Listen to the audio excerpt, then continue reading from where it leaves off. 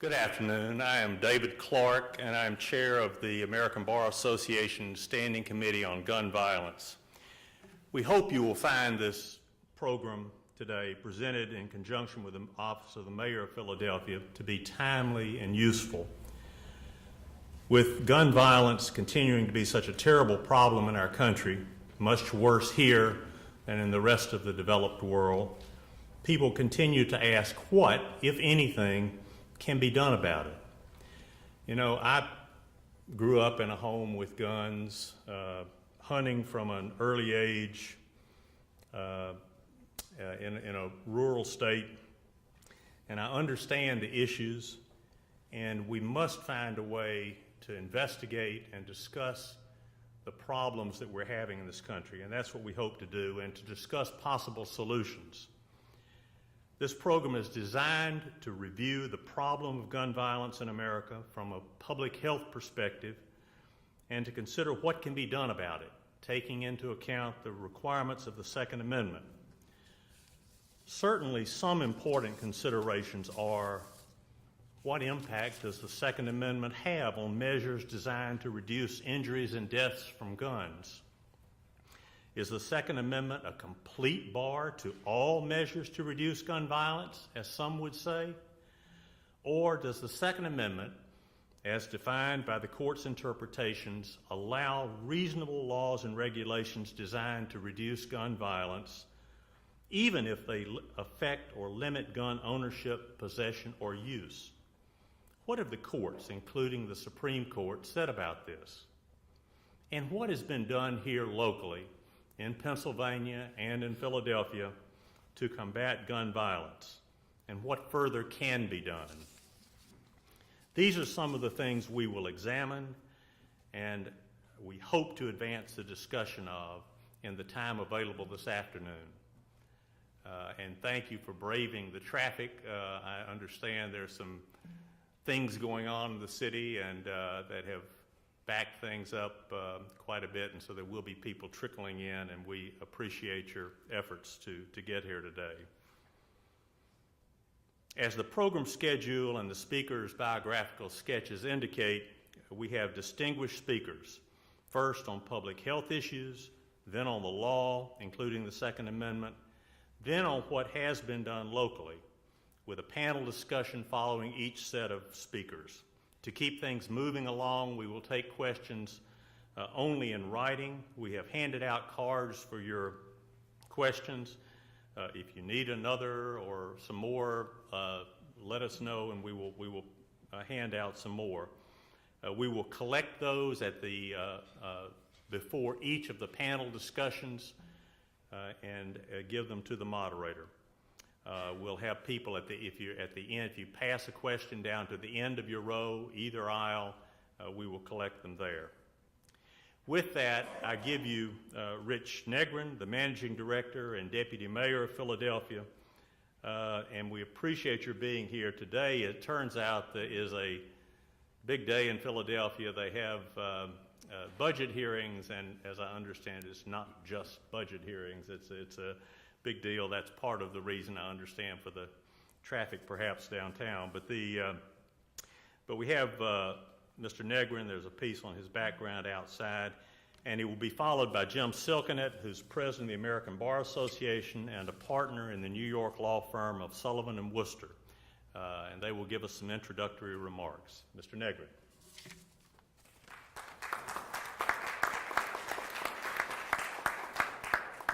On behalf of Mayor Nutter and the great city of Philadelphia, first of all, welcome to Philadelphia. What better place to have this conversation than right here in the cradle of liberty, where many of our rights, most of our rights, were obviously created. The circumstance that David was talking about is, if there's a State of the Union in Philadelphia, today is that day, where the mayor gets to stand up and give his budget address around his priorities for the 2015 fiscal year budget.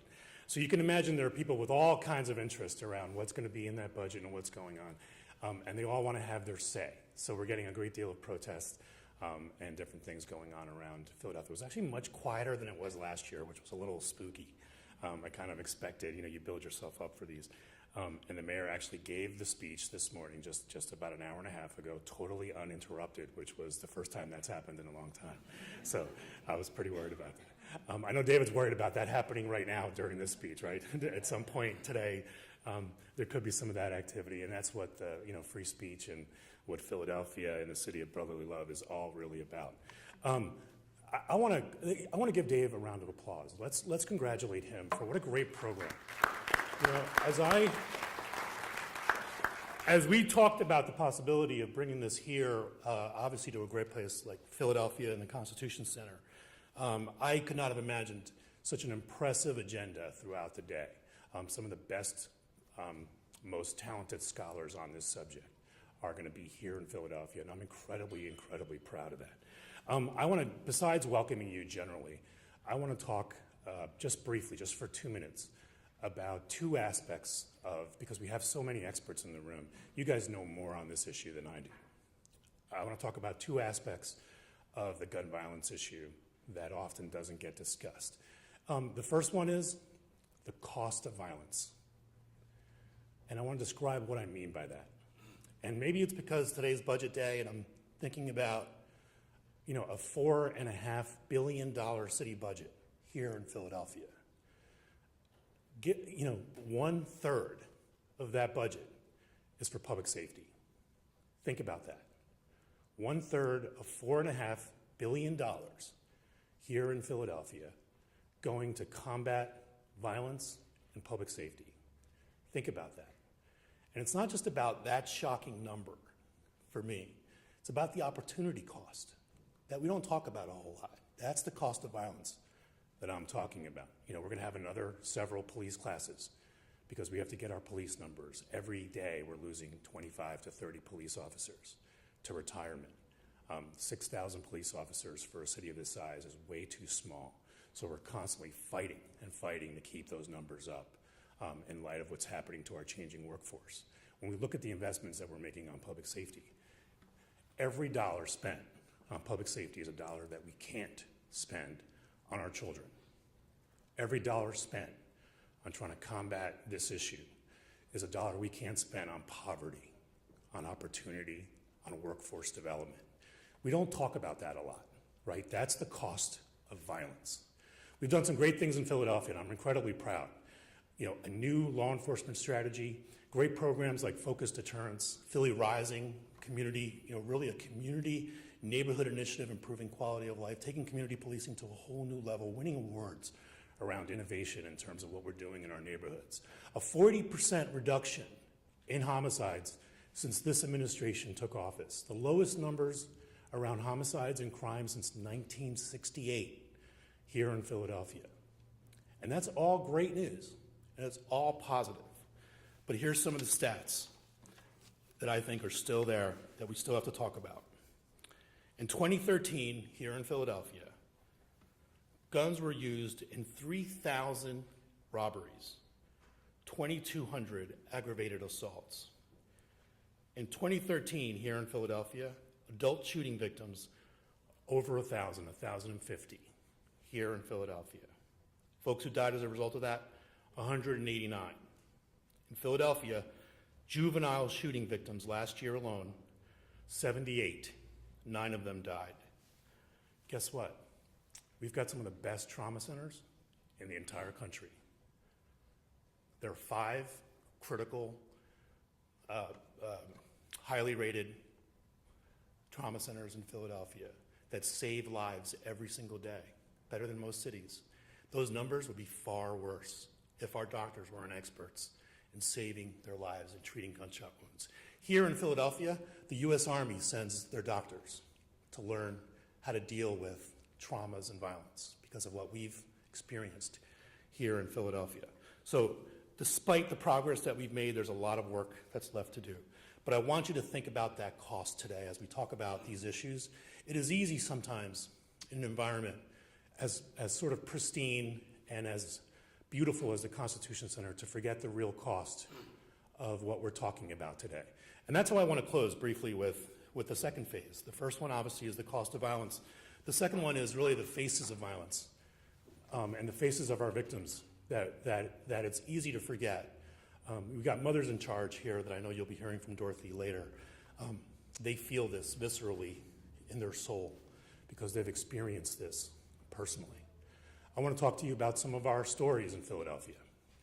Just a year and a half ago, a dispute that began on Facebook, something stupid amongst kids, resulted in an adult shooting a carload of children inside of a car, killing 2 of them, right? That's the gun violence that happens in Philadelphia. Just last year in Logan, a 2-year-old girl, I want you to imagine this, at a block party, 200 people present. A dispute arises amongst people who are at the block party. So you know everybody has to know who they are, right in the Logan section. That 2-year-old girl, toddler, caught in the crossfire, shot in the abdomen. Not one person came forward. 200 people present. We solve our problems with gun violence still too often despite our numbers. And that's a huge issue. And those are real stories. That little girl was in the hospital for nearly 2.5 months trying to save her life and her organ functions for the rest of her life. And she still has a long, long recovery. A 2-year-old girl. You know, I was so outraged, and the mayor was as well. There was a big cover of the Daily News where we said, speak up. You know, that is just unfathomable to me, that a child will be injured like that as a result with people that you know who did it and don't come forward, right? That's part of the conversation here as well. So let's make sure we remember that. I want to close by talking about a 13-year-old boy whose father was murdered by a MAC-10 submachine gun. You know, our officers are outgunned in Philadelphia, right, since the assault weapons ban has gone away. A MAC-10 that you could buy at a gun show that really has no legitimate sporting purpose. You guys know what gun that is, really short submachine gun with a long clip, easily adapted to be made, you know, a machine gun, not just a couple rounds. And someone drove past in a drive-by and shot that 13-year-old's father on a Sunday morning. It was the first time that father was going to see his son play football, Pop Warner. And they never got there because he was shot dead. And that 13-year-old held him in his arms as his father died right there in the street. I was that 13-year-old. That was me many years ago. This issue is real for me. It's personal for me. Guns like that have no place in our society. Think about those issues, think about those victims, think about the cost of violence, and let's have a great discussion. Thank you very much. Most gun owners are responsible and law-abiding. They use their weapons for hunting, you know, like I did growing up in Kansas, for sport, for other lawful purposes, protected by the Second Amendment. But as we have learned from mass shootings in Columbine, Aurora, Sandy Hook, and a number of other locations, this is not always the case, and which is why we are gathered here today. We may not be able to prevent every shooting, but I believe we have an obligation to try to do more to stop gun violence in this country. Since the Kennedy administration, the American Bar Association has promoted policies to reduce gun violence and advance public safety through greater enforcement in existing gun laws and in adoption of reasonable gun regulations as allowed by the Second Amendment. The first ABA policy related to gun violence was adopted in 1965, supported amending federal law in a number of important respects to address interstate sales of firearms through formerly unregulated mail-order purchases, including the rifle used by Lee Harvey Oswald to kill President Kennedy. These reforms were later enacted as key provisions of the Gun Control Act of 1968, the principal federal law regarding firearm sales, transfers, and possession, which those provisions are still operative today. As a national voice of the legal profession, the ABA has been and should be at the table for important conversations that involve our nation's laws. But the ABA should also be at the forefront of discussions about strategies to reduce gun violence across a wide range of disciplines, including many that are going to be represented and discussed here today. Our goal this afternoon is to examine the current state of the law and the undeniable violence we see in our cities. We are proud to include local voices that are less often heard, including voices from the local faith community here in Philadelphia. We hope today's discussion will begin a conversation on ways that we can all come together to reduce gun violence endemic to our communities. Gun violence is a difficult and oftentimes emotionally charged topic, but I hope that we can use this commonplace as a starting point for a fruitful discussion. Conversations on this issue, like the one we are having today, are very important for the sake of those we have lost through gun violence, for those left behind, and out of respect for the long tradition of responsible gun ownership in this country. Today's event is one of many discussions the ABA is convening around the country on this set of topics. We hope to engage all perspectives as we move forward towards common sense policies that work to prevent gun violence and protect our important Second Amendment rights. So thank you for joining us today. I look forward to engaging with all of you in the discussion. Thank you. Thanks to the ABA and to President Silkenat for its leadership on this issue. We're very grateful and thrilled to be here. So it's my job, once my first slide appears. There we go. Well, do we go? All right. To provide a brief overview of guns and public health.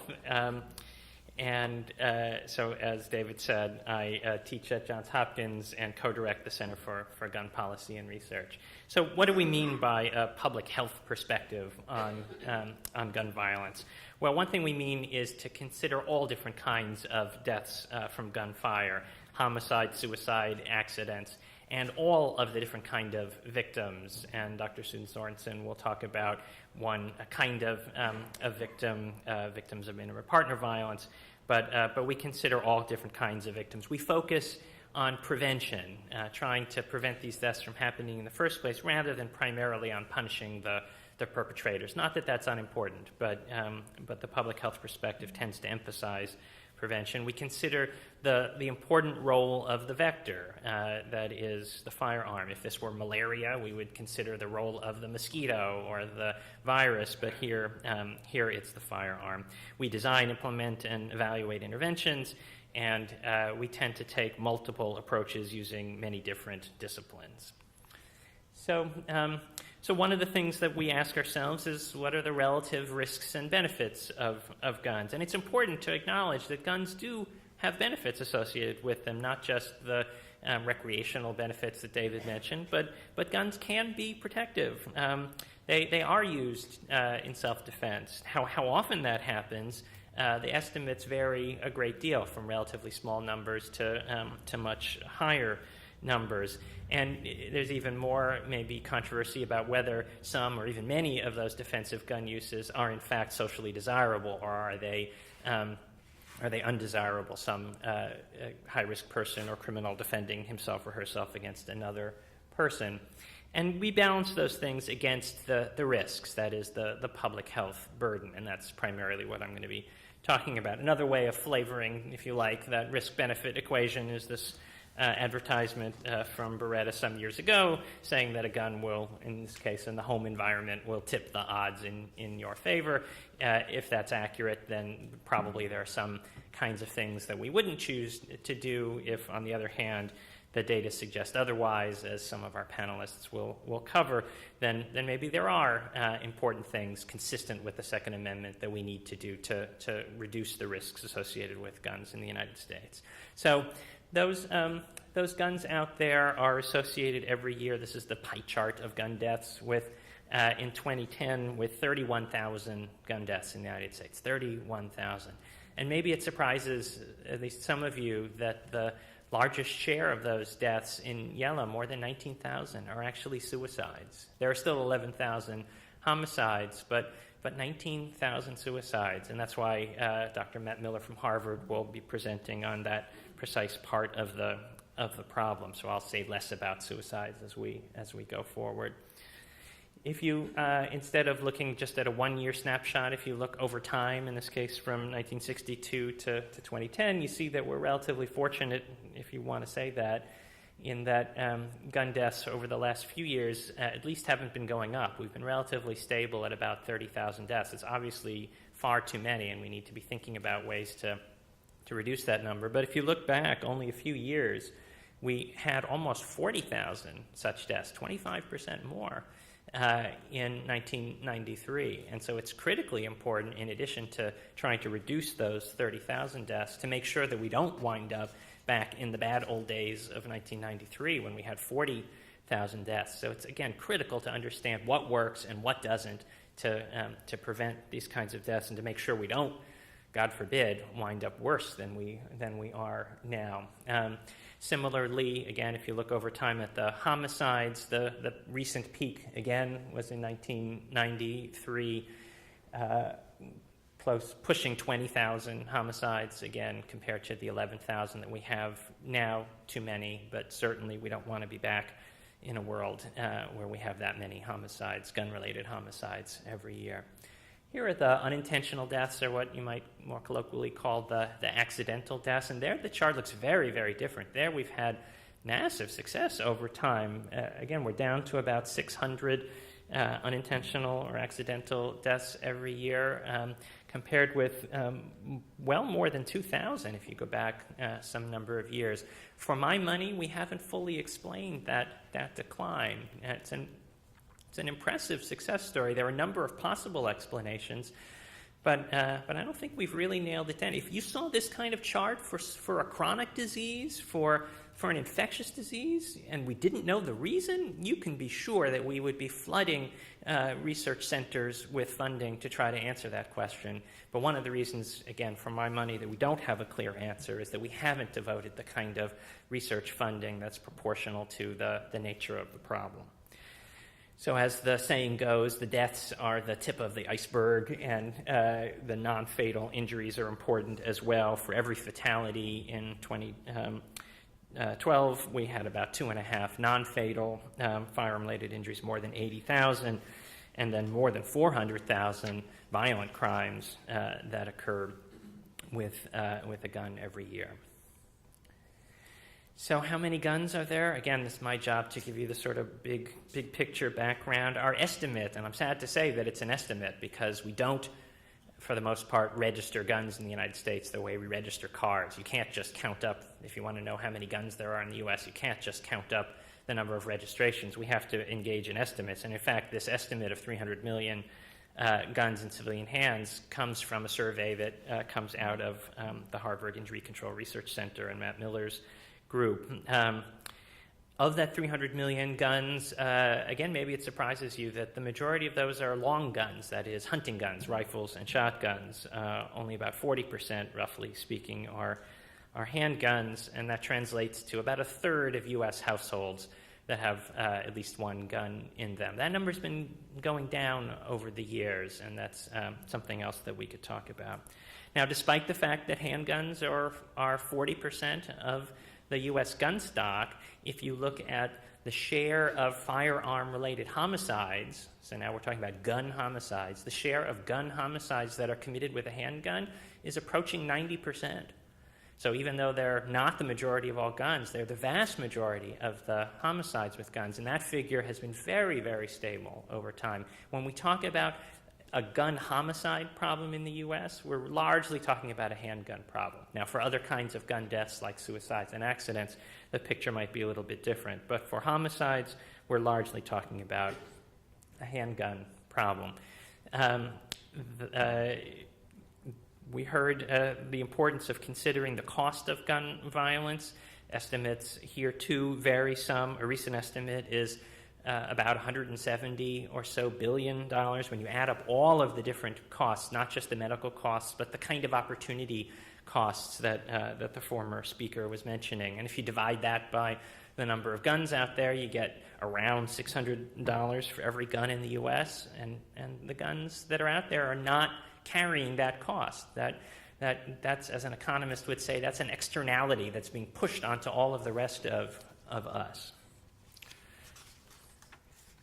So the reason that, again, I'm so pleased that the ABA has taken such wonderful leadership on this is that law is such an important and effective tool for gun violence prevention, whether we're talking about legislation, which Julie Leftwich in the next panel will talk about, or litigation, which John Lowy and the next panel will talk about, or even regulation, although regulation at the federal level is tough to come by. So let me just give you a quick example from an area that I work on about how law can be an enormously powerful but unfortunately underutilized, I would argue, tool. And that has to do with the regulation of gun dealers. And it's important to ask yourself, where are the guns that are being used in crime? Where are they coming from? And I think people don't fully appreciate that basically every gun that's ultimately winds up in private hands, even the private hands of someone who ultimately uses that gun in crime, was first sold by a licensed gun dealer, a federally licensed gun dealer. Really, the only exceptions are those guns that were stolen directly from a dealer or stolen directly from the manufacturer. That's the bad news. Further bad news is that really we have most gun dealers, most of the 50,000 gun dealers in the U.S. are businessmen who want to follow the law and do follow the law. But we have a small number of gun dealers. The best research, which is not that new anymore, but suggests that about 1% of those 50,000 dealers, so around 500 dealers, sell more than half of the guns that are ultimately traced to crime and recovered by the police. So one thing you could do about that is to have better licensing and oversight of gun dealers. Make sure that we focus on those small number of problem gun dealers. I mentioned that gun dealers are federally licensed, but states could license gun dealers as well. So let me ask you all a question. How many U.S. states license the person who cuts your hair, the cosmetologist? Out of 50 U.S., I won't make you, this is not my classroom, I promise, I won't call on you. The answer is all of them. So 50 U.S. states license cosmetologists. How many U.S. states license the person who sells your gun to you? The answer is 18. And why is that important? I mentioned that gun dealers have to be licensed at the federal level. Well, if they're licensed at the state level, we can have a lever to pull at the state level if we engage in adequate oversight and inspection of those dealers to maybe take their license away if they're not doing the right thing. And criminals do get their guns from licensed dealers sometimes, even directly. This is data that was produced at my center with the help of Dr. Kate Vittes, who's here, and Daniel Webster, showing that 11% of people who are in prison and who used a gun in their most recent crime, 11% got the gun directly from a licensed dealer. This doesn't even count the people who got it indirectly from a dealer.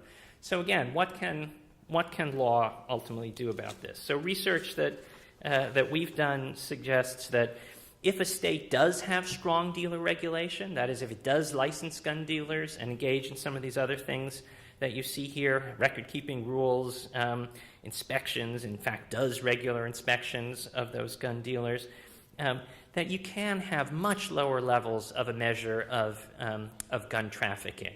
That, not surprisingly, if you send the message to these dealers that we're looking out to make sure you're following the law, more of them will ultimately follow the law.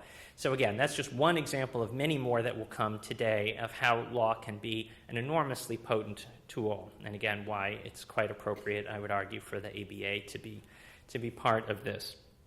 But of course, as you'll hear from Dean Chemerinsky later on, laws have to be constitutional. It's appropriate in our democracy, of course, for laws to comport with the Constitution, but it also just makes good strategic sense. You certainly do not want to be spending a lot of your political capital advocating for a law that ultimately the courts have to strike down. So no one wants that, the gun violence prevention groups least of all. So So let me conclude by saying that I hope I've persuaded you, if you weren't already, that guns do pose an unacceptable public health burden, but that we can do something about it. Sometimes there's a sense of hopelessness about this issue, and I hope today's group, although it will talk about the obstacles, will give you a sense of hope that we have had successes and we can have more in the future, especially if we bring multiple disciplines together. Public health, law, medicine, law enforcement is enormously important, public policy, psychology, sociology, and as long as we're careful to avoid violating protected rights. And I'll finish by saying that a year ago, we brought together a group of scholars to produce the book that is on the left there, and just today, actually, hot off the presses, we have an update to that book, chapter writers producing information about what's happened over the past year, and both of these, for free, are obtainable on the Center for Gun Policy and Research's website. So thank you very much. Good afternoon, and being based here in Philadelphia, I'm going to borrow from Mayor Nutter and welcome you to the city of brotherly love and sisterly affection. We're glad to have you here. And that's what I'm going to be talking about today. Love and affection gone horribly wrong. Okay. Because when we think of guns, we think of in the street, we think poverty, we think men. And less often do we think about guns in the home and how they're used in the home. And this topic is a bit different as well because it's not just some amorphous individual or stranger, but it's a specific known person who is a risk to another specific known person. In my short time today, I'm going to figure out the slides. Slides are here. Let me see if we can. Okay. Okay. Can you get that?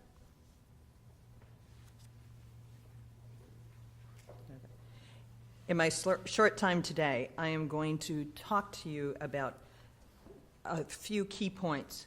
One is that there are several solid, specific policies that are in place. The implementation and enforcement of these policies is uneven, and the evaluation of these policies is difficult, but it's promising. Also, to tell you why these things are important for women's health and safety, and to close with a few suggestions that might provide some room for improvement. Okay.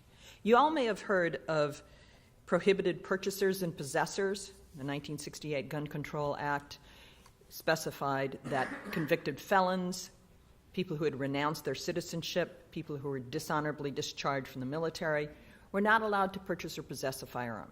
Okay. In 1994, with the Violence Against Women Act, they added persons who were under certain domestic violence restraining orders. Okay. Those restraining orders by federal law were those in which the person who was to be restrained, to be kept back to protect the other person, was somebody who had had the chance to appear at a hearing and defend him or herself. Okay. So a judge had said, this person is a specific risk to this person, and we're not going to let that person have a gun, which makes sense. Okay. In 1996, we then added what was called the Lautenberg Amendment, and it added misdemeanors. Felons were already prohibited purchasers and possessors. They added misdemeanors of domestic violence because it's really hard to get an aggravated assault, a felony charge, in a case in which there are intimate partners. Even the injuries are the same as if it's strangers. It's really hard to get an ag assault charge conviction. Okay. As of 2008, 13 states had laws that went beyond the federal law, okay, usually by expanding the class of victims to include dating persons and such. Also in 2008, President George W. Bush signed into law the NICS Act. It provides resources to states, not an unfunded federal mandate, but a funded federal mandate, to improve the amount and quality of information about domestic violence that is submitted for use in the National Instant Check System. Okay. So that has helped. And in some ways, purchase is easy, okay, because it has to do with people going, getting a gun, and acquiring one. Possession, which involves either the person relinquishing a gun or a gun being seized and its removal, is more of a challenge.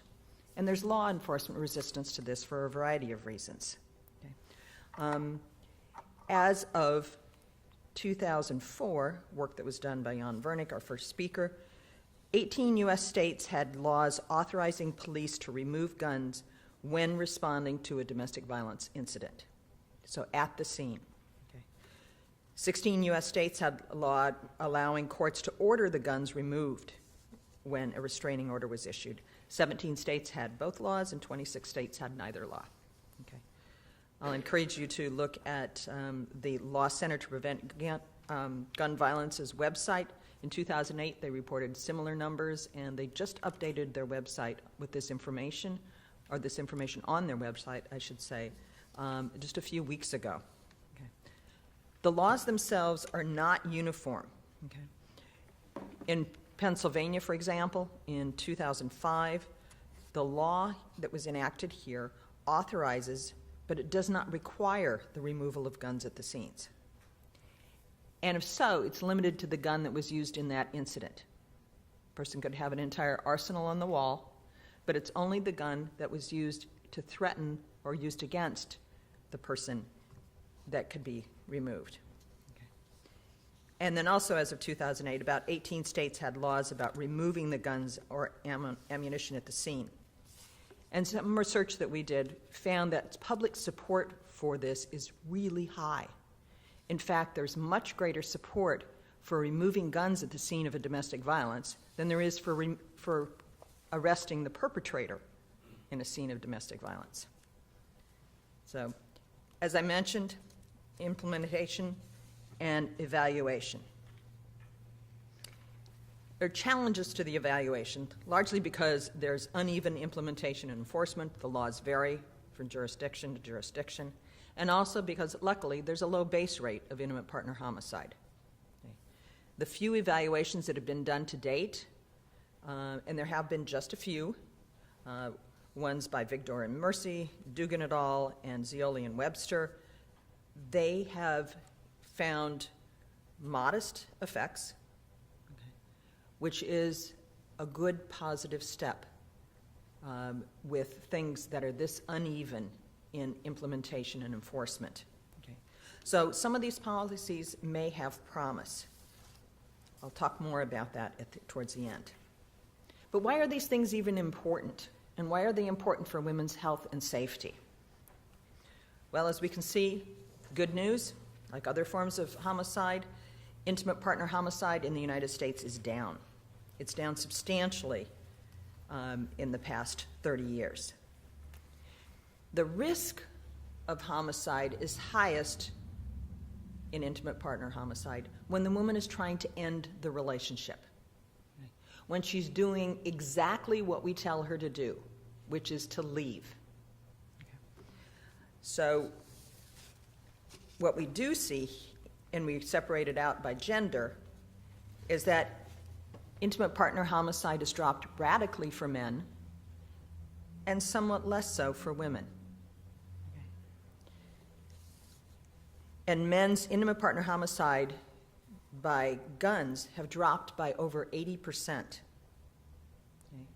Their non-gun homicides have dropped by about half. And for women, their intimate partner homicides by guns have dropped by about 40%. Okay. So let's take a look at those numbers. I pulled the data from the FBI from the most recent years available. And from 2006 to 2011, as you can see, I'll just walk you through this chart. The bars on the left for each year, because we have 2006, 7, 8, 9, 10, and 11 at the bottom. The bars on the left side under each year are by an intimate and what weapon that person used.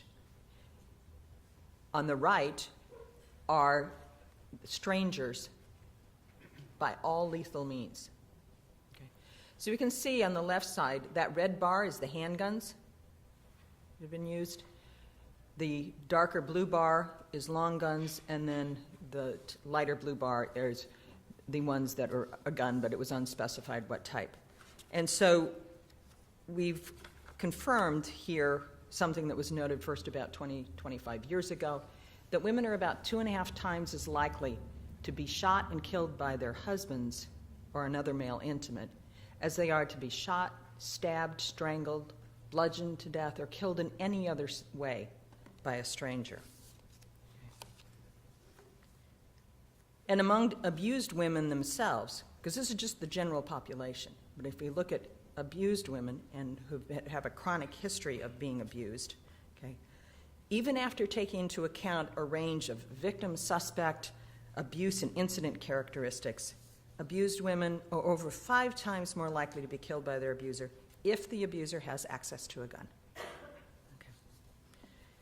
So we've been looking at and talking about fatalities. Now let's look at what we in public health call non-fatals. And we'll see that firearms are used to coerce as well as to kill. From a survey that was done in the late 1990s, we found that about 3.5% of the women in the United States had had a partner threaten them with a gun, and slightly under 1% had a gun used against them by an intimate partner. Okay. This is the entire population of the United States. Okay. And as public health folk, you might look at these percentages and shrug, but the numbers themselves suggest otherwise. So calculating these out for our 2012 estimates, it's our the latest population estimates to do, that means about 4.3 million women, adult women alive in the United States today, had been threatened with a gun by their intimate partner. Okay. And about 850 of the adult women had either been shot or shot at by their husband or someone who they at least at one time loved. Okay. That's roughly every adult woman in Boston, Denver, New Orleans, who's celebrating Mardi Gras these days, and in Sacramento. Okay. So again, these are estimates from a representative sample of community residing adults. Okay. Battering, an ongoing, multifaceted type of violence, is different, and coercive control is at its core. So I'm going to tell you a little bit about a survey that we did of 417 residents of 67 battered women's shelters. And we found on the left side of these bars is the general population. On the right side are those who were the residents of the shelters. And we can see that guns, both long guns, any gun at all, and handguns are far more common in the homes of women where there has been battering. Okay. So it's almost 3 times more common. So a weapon is used. And in about 2/3 of the homes with 1 or more handguns, the partner used the gun against the woman. Over 70% had threatened to shoot or kill the woman, and 5% had actually shot or shot at her. What we also found interesting is that if a firearm had been used against her, there had been many, many different types of weapons used against her, over 8, compared to about 4 for those who had not had a gun used against them. Which to me, I take that if you beat a woman, if you want to coerce a woman, you don't have to do that if you have a gun. You don't have to beat her. You don't have to use other weapons. The gun and its presence and the threat of its use can get her to do what it is an abuser wants her to do. So, just to reiterate the key points that I had, there's several very solid specific policies in place. Implementation and enforcement is uneven, but the challenging evaluations that need to be done have shown promising results. Guns are important to women's safety and health, and there's room for improvement. And with that, I'm going to offer a few closing thoughts. One is we might be able to say a bit more in a few years because the with Obama's executive actions of last January. He ordered the Centers for Disease Control to begin conducting research on gun violence. They had basically stopped doing that for a long time. The Institute of Medicine, at the request of the Centers for Disease Control, developed a national research agenda and research priorities. Did that in record time. Since then, the National Institutes of Health, National Institute of Justice have issued calls for proposal to fund more research in this area. The Centers for Disease Control have yet to act. But perhaps we will have more to say. Okay. Also, I think what's important is I've talked about these specific laws that are specific to intimate partner violence, but there are other laws that are important too. For example, when people say stand your ground laws, what do they think? They think Trayvon Martin in Florida, right? George Zimmerman. Okay. There's another Florida case that's not Trayvon Martin, but Marissa Alexander. In 2010, her husband was after her. He was pushing her. He refused to leave. He was threatening her and such.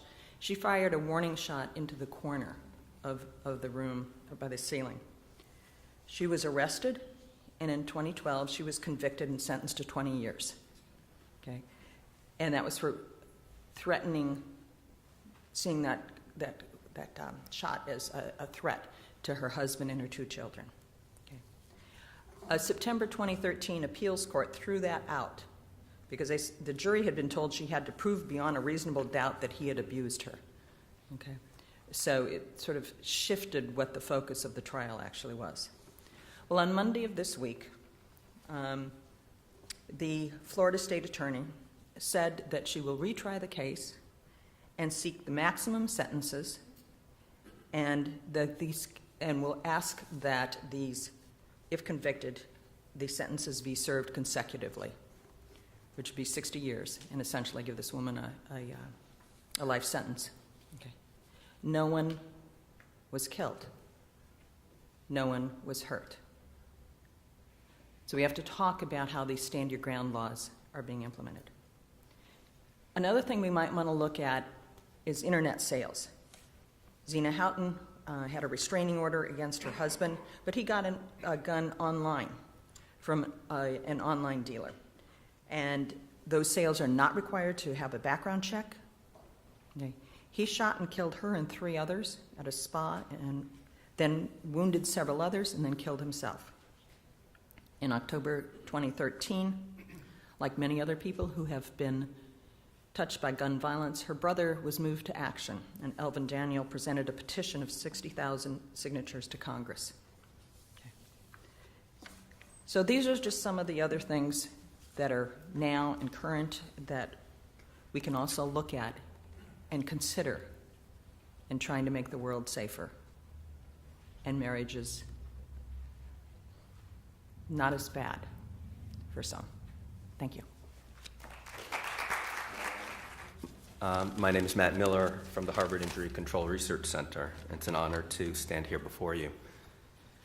1 year ago, this past January, at the invitation of my friend, colleague, and co-panelist, Jan Vernick, I spoke at the Johns Hopkins University in an assembly convened in the wake of the Sandy Hook massacre, where Adam Lanza killed 20 little children and 8 adults, beginning with his mother and ending with himself.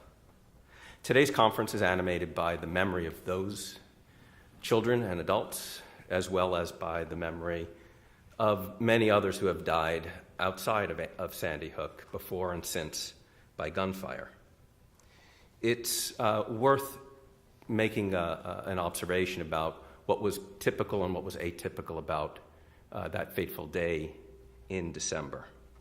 That more children and adults died by gunfire in the United States that day than in any other high-income nation is typical. That an assault-type weapon was used to kill them is not. That children died in one place, all at the hands of a single person, is not typical. What is far more typical is that young men, especially young men of color, are being killed one by one in obscenely, disproportionately large numbers here in this country every day.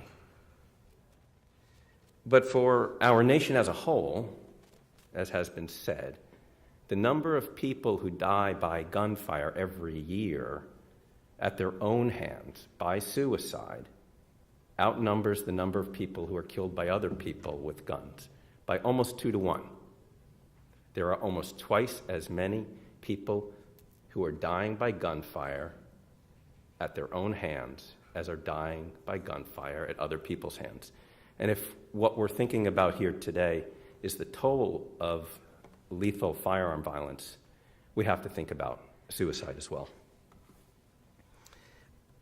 In this country, there are over 300 million guns in civilian hands. Over half of all suicides are firearm suicides, and a third of all homes contain firearms. So we can't really have a conversation about preventing suicide in the United States without having a conversation about household gun ownership. And when we talk about suicide and guns, and this is the take-home message, the risk is not only assumed by the gun owner, it's also imposed on every other household member.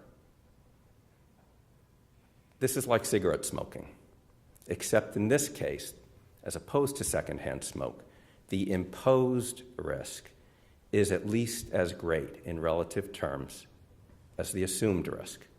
And the data that I will run through this afternoon will give you some insight into possibly why that's the case.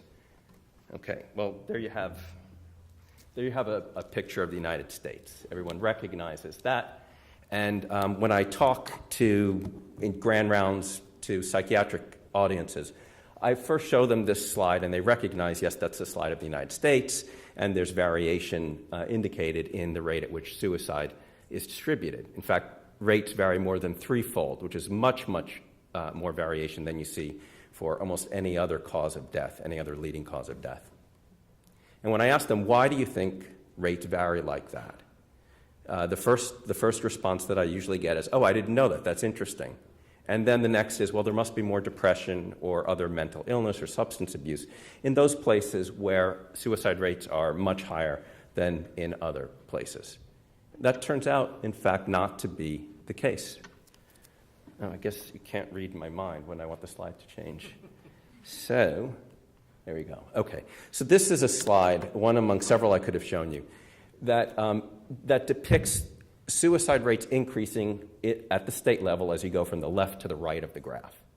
What you see below that is this tremor of a line that doesn't really change that much. It's basically a little bit of noise that goes right across all 50 states. What that represents is the amount of serious psychological distress that is reported by people who live in each of the 50 states. It doesn't vary. People who live in Montana are a lot more likely to die by suicide than people who live in my state, Massachusetts, but they're not more likely to have serious psychological stress. They're not more likely to have depression. They're not more likely to think about suicide, plan suicide, or even attempt suicide. So how can we have more variation in rates at which people are dying by suicide across these 50 states than we have for almost any other leading cause of death, when the rates at which people are suffering to the point that they make attempts is pretty uniform? How can that be? If I were showing you a slide of motor vehicle crashes, and I told you there are more motor vehicle crash deaths in Montana than in Massachusetts, you would probably say people just drive faster on the roads in Montana because we have a lot of cities in Massachusetts. And that would be true. The rate at which people are getting into crashes is not that different, but the rate at which they're dying in crashes is higher. The same is true when you think about intentional injury, whether you're talking about homicide or suicide. The rate at which people are dying in their attempts is higher in the United States when they live in states, as it turns out, not surprisingly, given the talk, in states where gun ownership is more prevalent. Okay, so what you see here is the distribution of methods used in fatal versus non-fatal suicidal behavior. As you can see, slightly more than half of all suicide deaths are by firearms. when you look at non-fatal attempts, the vast majority, 4 out of 5, are poisonings, and another 15% or so are cuttings. The likelihood of death with poisoning or cutting is less than 5%. The likelihood of death if you shoot yourself is over 90%. This little picture up in the right-hand corner is one from a movie by Ames called The Powers of 10, and it's meant to remind me to tell you that there are 10 times as many non-fatal self-harm as there are suicides. 1 out of 10 acts proves fatal because most acts are with pills or cutting, but 9 out of 10 acts with firearms prove fatal, and that's an important concept to bear in mind. Okay, so here we have 7 states that gave us data to look at the distribution of suicide by method in relation to household gun ownership. I show you this slide, I'll show you one of 50 states as a plot, because it really makes the point pretty clear. What you see here is that Vermont and Maine and New Hampshire have much higher gun ownership rates than do New Jersey, Massachusetts, and Rhode Island. The rate at which people are dying, look in the last column, by non-firearm suicide is about the same, whether you live in the high gun or the low gun states. But when you live in a high gun state, rates at which people are dying by firearm suicide is a lot higher. And that's what drives the overall rate of suicide. That's why you can have similar rates of attempts across the 50 states and huge variation in the rate at which people are dying by suicide. Here's a plot, a scatter plot, and it's sort of infelicitous that the color I've chosen in the left lower corner is green in case you're colorblind. But when I show these slides, the axes are sometimes hard to read. And there's one of these that doesn't go with the other, as the Sesame Street ditty goes. There's one of these that really doesn't fit. And I think you can all see that it's this one here in the lower corner, the green one. The other two show a clear pattern of increasing rates of whatever the y-axis is as you move across the x-axis. Let's see, is this going to... Okay, there we go. So here, no pattern. This is the relationship between gun prevalence in a state and the rate at which people are dying by non-firearm suicide, just what we saw on the other slide. This slide is the relationship between gun prevalence, household gun prevalence, and the rate at which people are dying by firearm suicide. Very tight correlation. The net effect is a tight correlation between gun ownership and rates at which people are dying by suicide across the 50 states. Okay, this is a somewhat self-aggrandizing slide because it's work that I did with a student of mine that basically runs regressions and tries to account for differences in rates at which people attempt suicide. What you can see here, probably the clearest example here, this is the relationship between the rate at which people are dying by suicide with guns and suicide attempt rates. As you could have seen, you can imagine from what I've said previously, there is no correlation between rates at which people are attempting suicide and rates at which they're dying, because people are attempting at the same rates basically everywhere. And what determines, what drives, what causes higher rates of suicide in high gun areas or in households with guns is the presence of guns. Okay. This slide is a simple depiction of the toll of suicide in this country in the high gun versus the low gun states. So you've seen regression analyses and correlation coefficients and scatter plots and rates, but this is the number of people who are dying in high gun compared to low gun states to illustrate the real toll that we're talking about. Okay, so the high gun states have the same population as the low gun states. We took the states with the lowest gun ownership and we added them up, and the states with the highest gun ownership, and added the population up, and just got an aggregate that balanced the total population. So all you have to look at are the numbers of people who are dying. So let's look at all adults. In the high gun states, there were over 7,000 firearm suicides, and there were 4,000 non-firearm suicides. In the low gun states, there were 1,600 firearm suicides, and about the same number of non-firearm suicides. The net effect, the net result, more than 5,000 more people are dying in the high gun states compared to the low gun states over this, 2-year period. It's a lot of people. Okay. So what do we know about these guns? We know that guns are much more likely to result in death when used in an attempt than any other commonly used method. We know that most of these come from people's homes. These are not guns that are, by and large, illegally trafficked. They're guns that have been in the homes for a long time, and they're not guns that are bought with the intent of killing oneself. We know that because not only the gun owner, but everyone else in the household is put at risk. And we've talked about the 300 million guns in civilian hands. Okay. So why would making it harder for people to gain access to a gun reduce the likelihood that they're going to die by suicide? Wouldn't somebody serious enough about killing themselves to use a gun find another equally lethal way to die by suicide? Well, you wouldn't have the variation in rates of suicide that I've shown you, and you wouldn't have differences in suicide rates in gun owning compared to non-ongoing homes in the same neighborhood if that were the case. It's not an unreasonable hypothesis. If someone's serious enough, if I truly have intent that's serious enough to kill myself with a gun, wouldn't that intent persist long enough and for me to find another equally lethal way? The answer, the empirical answer to that reasonable speculation is no. We wouldn't have the patterns that we do if that were the case. And so what's the rationale? There are three well-established clinical observations and then one additional observation that helps undergird the idea that making it harder for someone to reach for a gun in a moment of impulse, of suicidal impulse, can save the life not only in the short run, but in the long run. And those are that many suicidal acts, especially among younger people, are impulsive. 2, suicidal crises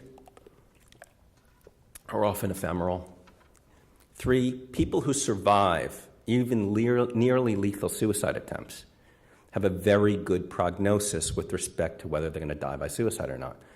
I'm a physician, I trained as an oncologist, and the type of patient that I most hoped for in a clinic was a young man like Lance Armstrong who had testicular cancer, because the likelihood that that could be cured, even in its widely metastatic state, was better than 90%. Well, that's the prognosis that people have when they've attempted suicide seriously.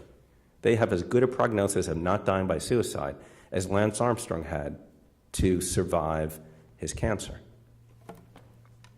And this method-specific case fatality rate means what we've said before. Guns are a lot more lethal than other culturally acceptable, commonly used methods here in the United States.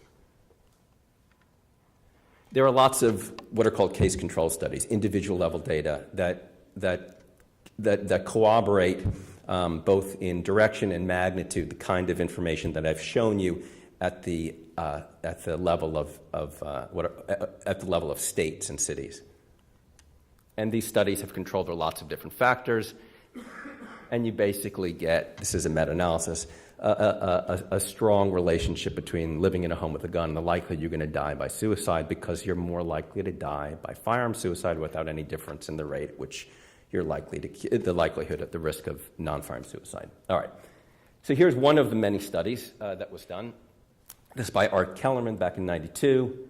And what you can see is whether you have a handgun or a long gun, you're at increased risk for suicide if you live in a home with a gun. The way you store a gun matters. If it's loaded, it's worse than if it's not loaded.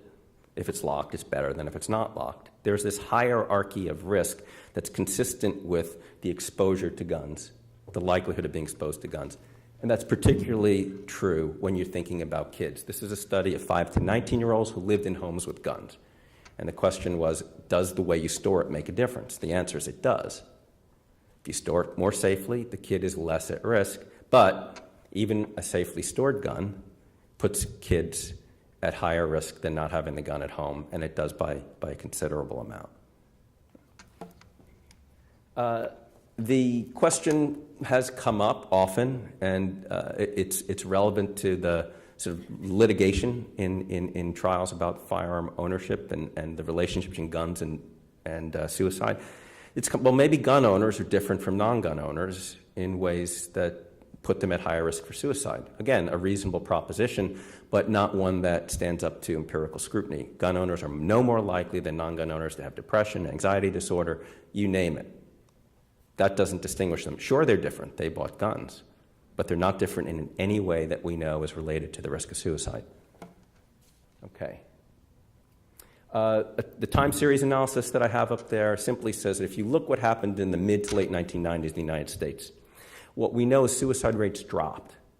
And they dropped because firearm suicide rates dropped in tandem with declines in firearm ownership over that time period. Non-firearm suicide rates did not change. The net effect was a decrease in suicide rates, especially among younger people, of almost 30% over that time period. And studies that we've done using panel data have corroborated that, or at least have demonstrated that, controlling for various other factors. The other thing to note is over that time period, rates at which people were reporting depression or suicidal ideation or making suicide attempts also didn't change. So you see over time the same sort of pattern that I mentioned across space at the beginning of the talk. Here's a slide from the New Yorker back this past December. And when I saw this, it made me think, yes, this looks like a homicide, okay, but the data are just so much better when it comes to suicide. I wish we could save some and apply it, because it's actually a lot harder to do the research on homicide to studies involving homicide. The data are overwhelming, they're incontrovertible, but we're forgetting about the toll. The gentleman who spoke earlier so movingly about his father dying in his own arms, it's a very powerful statement. And there are spokespeople for those who die in homicide, although mostly disenfranchised. There aren't the same stories for people who die by suicide, and yet the toll is enormous. All right. What are we doing? Are we acting on what we already know? Well, the short answer to that is no. This is a study of psychiatrists, and they were asked, do you talk to your patients who are suicidal about the risk of having a gun in the home? And as you can see, only 1 out of 5 talk to their suicidal patients about having a gun in the home. This is a study that we did in emergency departments where we asked attendings and nurses and residents, did they speak to people who came in with suicidal behavior about whether they had a gun in the home? Well, if they had a gun, if they said they had a plan with a gun, then 2 out of 3 spoke with them. I don't know why the other 1 out of 3 didn't. But if they had a plan with something else, and they were suicidal but it didn't involve a gun, only 1 out of 5 talked about having a gun. And that's the strongest risk factor that you can do anything about. All right. We asked in the same survey people, what did they think would happen? There are more than 1,000 people who die by gun suicide every month. What would happen if it was impossible for that person to get a hold of a gun during a suicidal impulse? And these are physicians and nurses and residents. Oops. And as you can see, 2 out of 3 nurses, 2 out of 5 physicians said that most or all of the people who died by firearm suicide would have found another equally lethal way, most or all.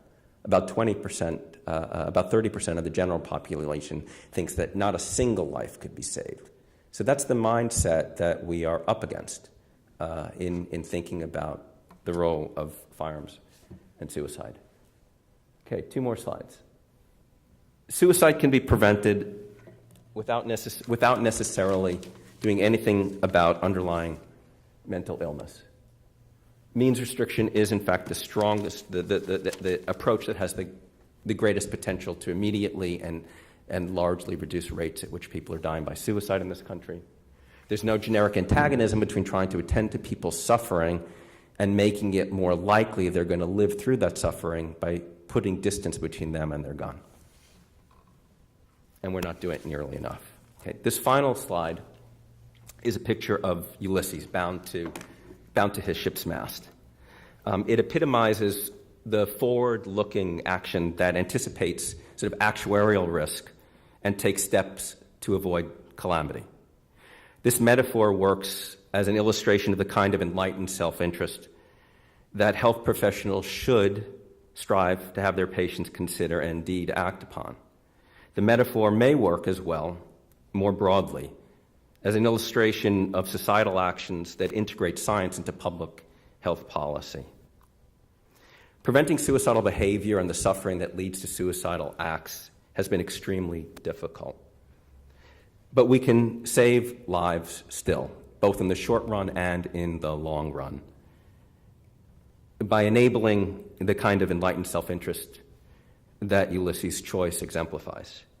After all, Ulysses survived where others perished, not because he was less compelled by the siren's calls towards death, but because he recognized his potential incapacity to resist those calls and took steps to avoid disaster. Thank you very much. One of the things that can be done doesn't involve changing any laws, but it's simply implementing them. It can be done at an administrative level. They say, okay, we are now going to report all of our restraining orders and our domestic violence misdemeanor convictions to the National Instant Check System. There are a number of states that still don't do that, don't have the capacity to do that, haven't done that. It's similar with mental health records. And it does not require any new law on any level, but simply an agency saying, okay, we're going to do it. Pennsylvania did that and quickly went from very, very few to over 250,000 mental health records in the National Instant Check System within the space of a few days last year. We can do the same thing with restraining orders and domestic violence, just misdemeanor convictions, and that would be a good start that does not involve legislation and dealing with elected officials and their hesitance in terms of addressing some of those issues. So that's one thing. Matt, any other solution? You did get in a group of them at the end there. Any idea on solutions on suicide? I mean, for example, you mentioned the gun storage. Do the safe storage laws make a difference? Are there studies? There are studies, and there's a suggestion that they may, but most of the we're not going to legislate our way towards huge reductions in suicide through direct legislation, but legislation or societal action more broadly can have an educative role if it helps shift the way people think about what responsible behavior is. Storing guns safely, for example. If legislation supports that sort of social shift, then I think you're going to see there'll be a much greater chance that people are going to people's lives will be saved. I mean, you have other possibilities like smart gun technology. If only the dad's hand can pull the trigger or release the bullet, you've protected the other people in the home. So there are, but getting physicians and other healthcare workers and people like you in the audience to recognize that suicide is preventable, that the evidence is extremely powerful, and that it's not inevitable that somebody who's made an attempt is going to die.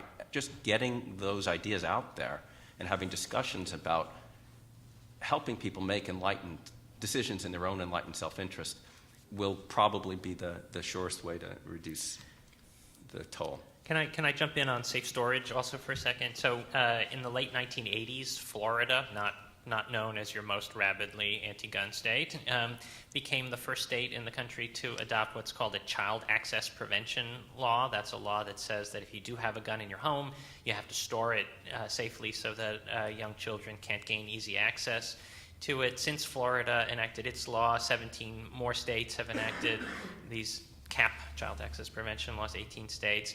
And the research shows pretty substantial reductions in accidental shootings among children, and as Matt says, more modest reductions in teen suicide. So clearly we're not going to safe store our way out of the teen suicide problem, but safe storage can have an important effect on both child accidents and maybe even a modest effect on teen suicides. Oh yeah, definitely. Safe storage certainly can, and the extent to which the law actually affects that is really hard to pin down. When we did a study where we asked people, did they think they lived in a state which had the kind of laws that Jan mentioned, and almost everybody thought they lived in a state that had those sort of laws. And there was no correlation with thinking that you lived in a state like that and actually, on the individual level, how you stored your gun. But again, there may be something about the way these laws are promoted and the way it induces certain type of societal norms that could shift behavior. And that's part of the role of legislation, I would imagine. Let me add just one more here that a couple of people have written from the audience.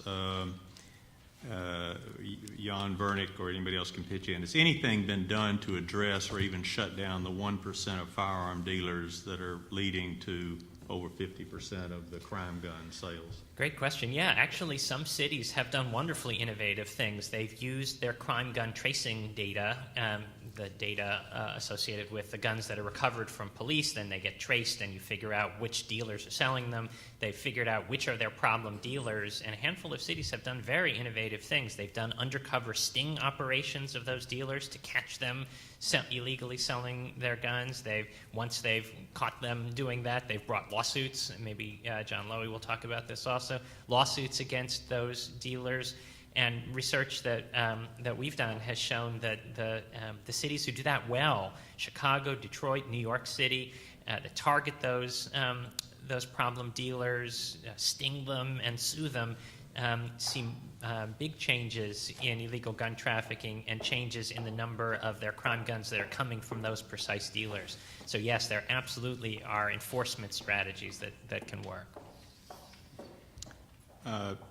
Jan, you had mentioned not spending the resources. You mentioned a decline in certain types of gun accidents or deaths, and indicating if this were a disease, we would be studying it a lot more. We haven't been putting the resources. Someone specifically asked, do you know why the Center for Disease Control has not done more, or why it stopped studying gun violence? Well, so it's a story that takes place beginning around the mid-1990s. The CDC had been studying not just the number of gun deaths, but risk factors for gun deaths, and had been looking at gun policy. And very explicitly, the National Rifle Association felt that research was inappropriate. They lobbied their friends in Congress, and Congress took money away from CDC's budget and redirected it, the precise amount they had been spending on guns, they redirected towards other things, and they introduced a rider in CDC's annual appropriations that says that CDC can't use money to lobby for gun control. Now, they couldn't lobby for gun control even before that, but the action of calling this attention to it, forcing CDC officials to come to Congress and testify, ultimately wound up as a chilling factor. Now, as Susan mentioned, we have good reason to hope that that's changing. President Obama, in an executive action in 2013, instructed federal agencies that fund research to begin funding research on gun violence prevention. Again, CDC commissioned the Institute of Medicine to recommend to it what the major areas of gun violence prevention funding ought to be, and we're hopeful that that money will become available soon.